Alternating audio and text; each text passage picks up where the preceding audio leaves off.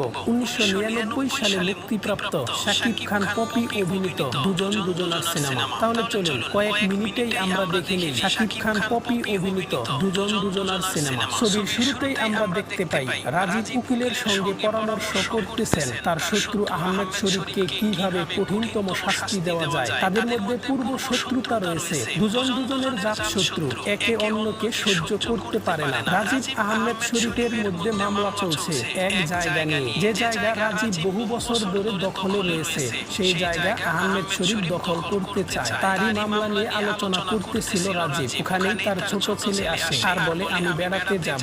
রাজীব বলে তোমার আপুকে নিয়ে যাও। তখন ছবির নায়ক শাকিব খান বলে আপু তো নদীর ধারে গেছে। তখন রাজীব বলে তুমিও যাও, তোমার আপুকে নিয়ে আসো। এরপর রাজীবের মেয়ে বের হয়, নদীর ধারে প্রেম করতেছিল মেহেদীর সঙ্গে। মেহেদী এবং শায়লা তারা নাচ গান করতেছিল। এই ছবির নায়ক নায়িকা